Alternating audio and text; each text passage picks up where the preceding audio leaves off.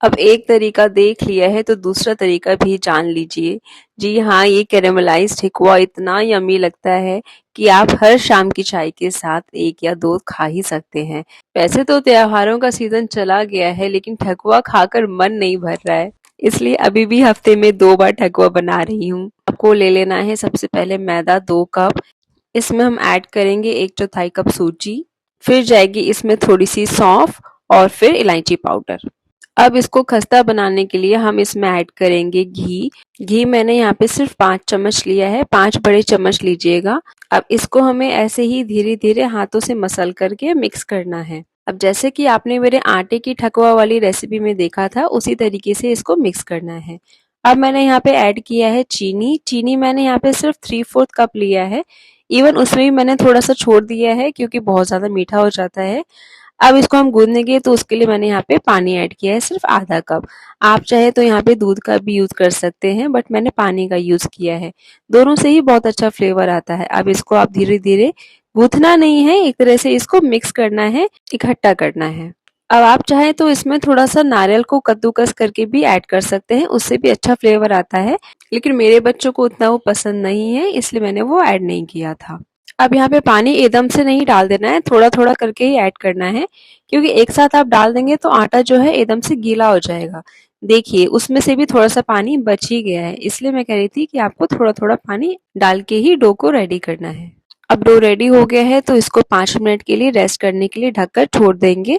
अब हमें डो को शेप देना है, तो शेप देने के लिए मैंने आटे वाले ठेकुआ रेसिपी में दिखाया था, जैसे कि ये पलटा है या ये पूरी की छलनी है या फिर ये फोक है। तो इन सब का यूज़ करके हम शेप दे सकते हैं ठेकुआ को। और मैंने यहाँ पे बास्केट का भी यूज़ किया था पुरानी वीडियो में। तो यहाँ पे लेकिन मैं एक ही चीज़ से करके दिखाऊँगी, तो अगर आपको सारी चीज़ें कैसे यूज़ करनी देखनी है तो आप फिर वो आटे वाली ठेकुआ रेसिपी ज़रूर देखिएगा। मैं उसका लिंक डिस्क्रिप्शन बॉक्स में ज़रूर डाल दूँगी। आप देखिए मैंने कैसे पलटे का यूज़ करके इसको पूरा डिज़ाइन दे दिया है। ये सब ऑप्शनल होता है, अगर आप इसको सिंपल बिस्किट फॉर्म में बनाना चाहते हैं तो आप इसको वैसे भी छोड़ सकते हैं। उसमें डिज़ाइनिंग की ज़रूरत नहीं है, बट ये अच्छे लगता है अगर डिज़ाइन थोड़ा-सा हम बना देते हैं तो। अब हमें इनको बस फ्राई करना है, तो फ्राई करने के लिए मैंने यहाँ पे घी का यूज़ किया था। तो जैसे ही घी गरम हो जाता है, आप चाहे तो या तो ऑयल में भी फ्राई कर सकते हैं। तो जैसे ही गरम हो जाता है तो आपको गैस को स्लो कर देना है।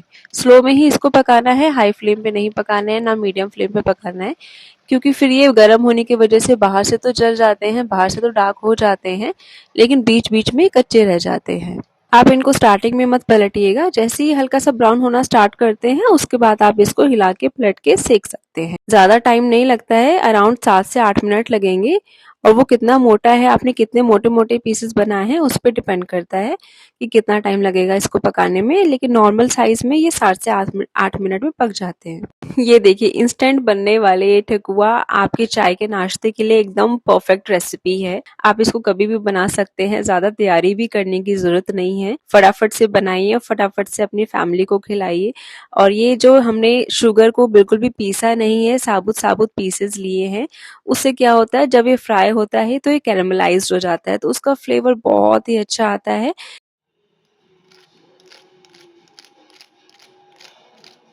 लेकिन अगर आप चाहें तो इसको पीस के भी डाल सकते हैं, वो आपकी मर्ज़ी है। ये बाहर से बहुत ही ज़्यादा क्रंची बनते हैं और आप चाहें तो इसमें थोड़ा-सा आटा भी मिला सकते हैं। दोनों का मिक्सचर बना के भी आप इसको बना सकते हैं, या फिर ये प्लेन आटे का या प्लेन मैदा का भी बहुत अच्छा लगता है।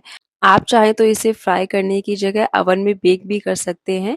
मैंने ये ओट्स के साथ मिक्स करके एक बार बेक करके भी कुकीज़ बनाई थी, तो वो भी बहुत ज़्यादा यम्मी लगती हैं, क्योंकि उसका फ्लेवर ठेकुआ जैसे ही आता है। तो अगर आप चाहें तो उसका लिंक भी मैं डिस्क्रिप्शन बॉक्स में डाल दूँगी, वो आप ज़रूर देखिएगा। बाकी वीडियो अगर पसंद आया हो तो ज़रूर लाइक करिएगा, कमेंट करिएगा और अपने फ्रेंड्स में शेयर करिएगा। और अगर आप चैनल पे नए हैं तो सब्सक्राइब करिएगा और ये रेसिपी ट्राई करके बताइएगा कि ये कैसी बनी। तब तक के लिए बाय बाय, बॉन एपेटिट।